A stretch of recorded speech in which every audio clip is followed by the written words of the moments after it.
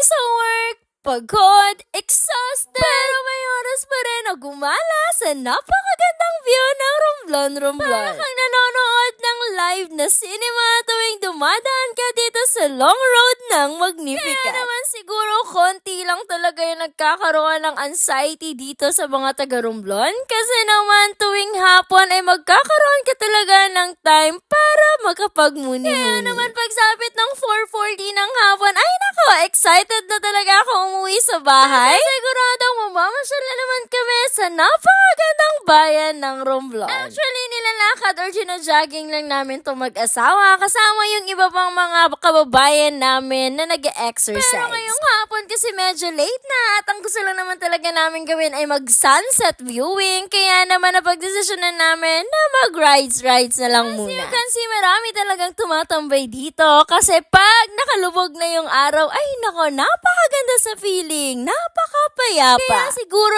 eto talaga yung dahilan kung bakit yung ibang mga kababayan namin na mga taga dito sa Romblon na nagtatrabaho sa ibang lugar, na kapag nagkaroon ng oras ay bumabalik talaga sa Romblon. Hindi ito promotion ng Romblon ha, pero kasi sinishare ko lang sa inyo yung daily routine namin every after work. Na after a long day of pagod ay nakakatanggal talaga ng stress. Kaya siguro kahit araw-arawin nyo tuwing hapon na mag-stroll dito ay hindi ka talaga magsasawa sa napakagandang view ng Romblon. Napakagaan ng ambience, magkakakilala ang mga tao, kaya naman kapag nagkakasalubungan sa daan ay pakindat-kindat na lang. Isa pa sa kagandahan kapag ka namamasyal kami tuwing hapon ay hindi ka talaga magugutom kapag nasa bayan ka ng Romblon. Kasi naman kaliwat ka na ng restaurant, kaliwat ka na ng ihaw-ihaw, na very affordable ng presyo at kayang makipagsabayan sa lasa ng mga pagkain na nasa syudad. Kaya minsan iniisip ko, paano pa kaya kapag nagkaroon ng sariling mall ang Romblon? O di kaya ay ng Jollibee, McDo,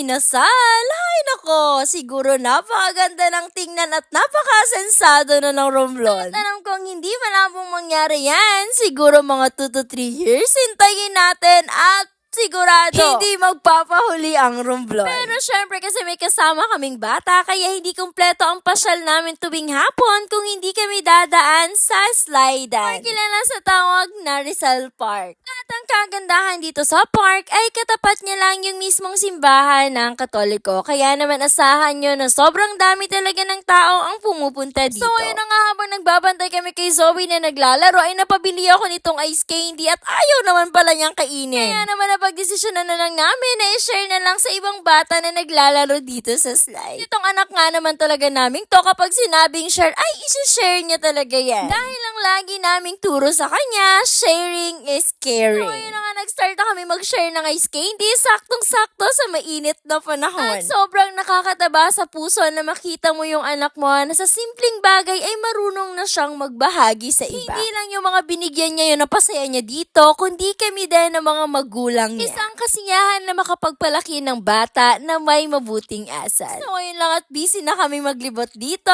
kaya end of the vlog na muna tayo mga mi. Bye!